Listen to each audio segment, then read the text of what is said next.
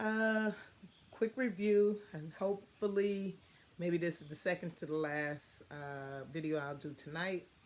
Um, I watched the United States versus Billie Holiday, and I'm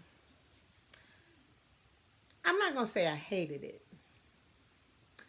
The woman who acted her ass off. Do you hear me? Kudos to you. You deserve that Golden Globe. You sang extremely well. You kind of sound just like Billie Holiday. I've watched and seen some clips of her on YouTube. That's not my era, but my family has always loved Lady Sings the Blues. My mom probably still has it on her DVR at her house as we speak. And again, family being from Detroit, Diana Ross is really great to them. With that being said, you know, the compare and contrast of Diana Ross's Lady Sings the Blues with, what's her name? Andrea Day. I want to say that's her name. Uh, I'll get it right. I'll look it up. Anyway, there was some differences. Miss Day actually looks exactly like Billie Holiday, and I'm just talking about the fair skin and the looks, the hair, the pose. Um, so I like that about her. Um, I love Lady Sings the Blues. I didn't know that that was originally from Billie Holiday's autobiography. So, with that being said, I understand the good and the bad that was in Lady Sings the Blues that everyone loved. But one thing I didn't like with this movie, The United States versus Billie Holiday, was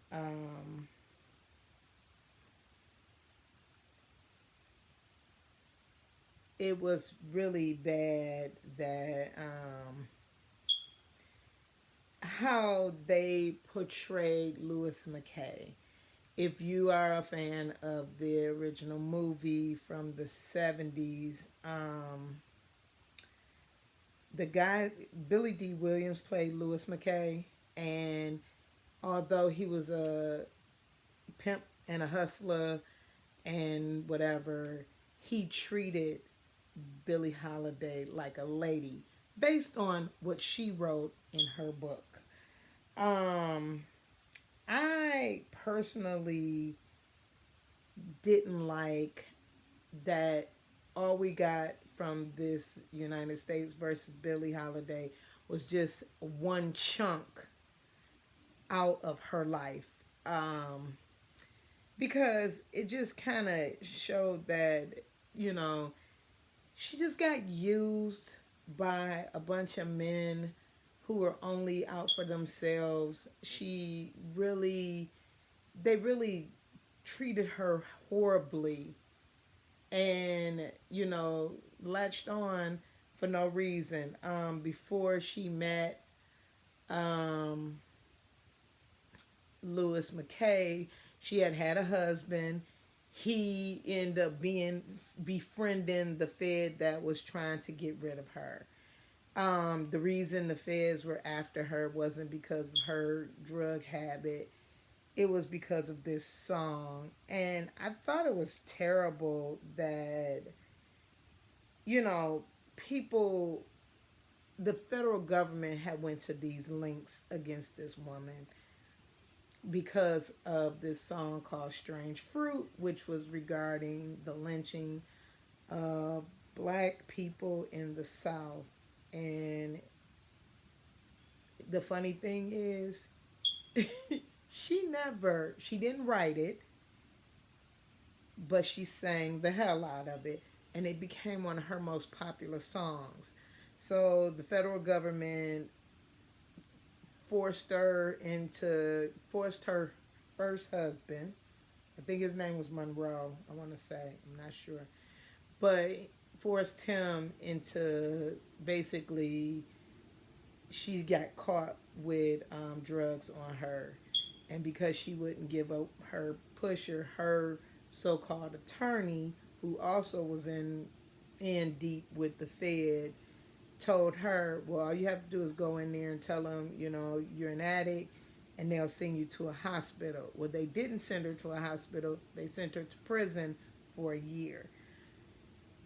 Um, the one thing that, like I said, she ended up getting latched in with the black federal agent, the FBI agent, that he ended up liking her, and they end up getting together.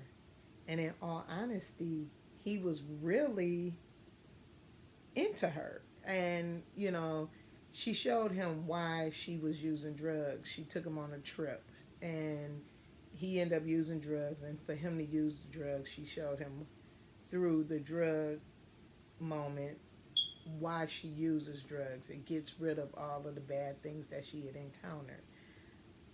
With Lady Sings the Blues, it was a journey, and I kind of liked that better. It showed what happened to her in the very beginning to make her get to where she was in the end. But in the U.S. versus Billie Holiday,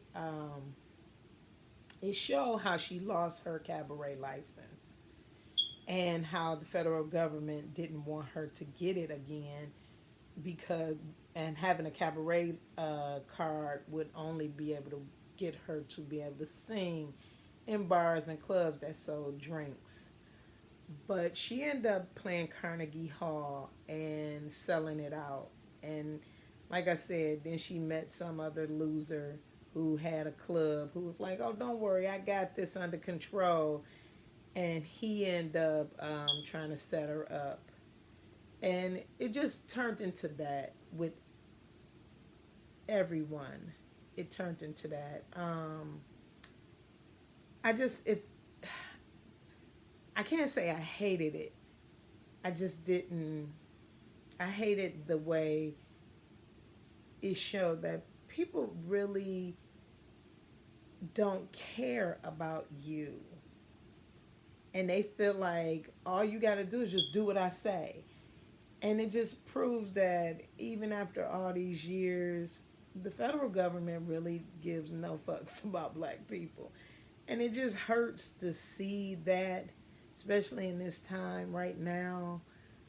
Um, Someone asked me why I hadn't been going back and forth from Indiana to Detroit. I am from Detroit, and my mouth is smart.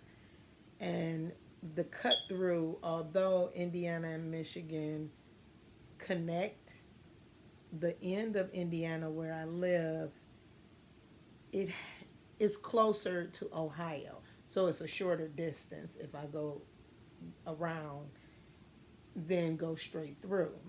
And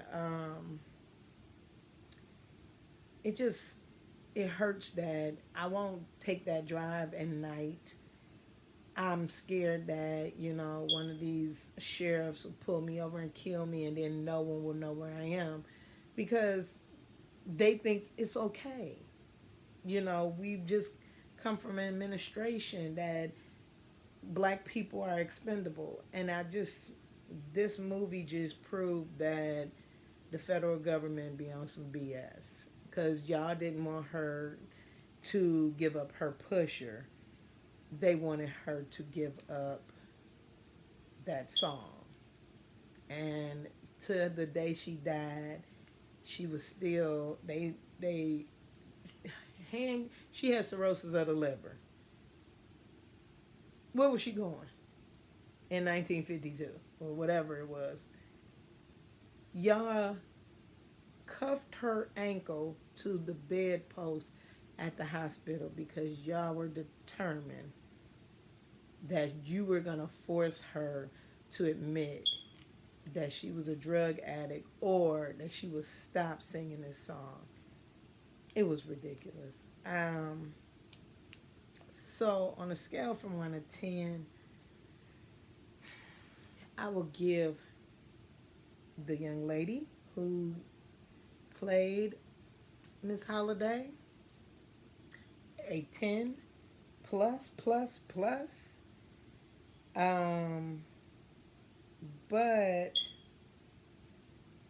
I really didn't like that they had basically, again, I'm sorry. It just, I hated it that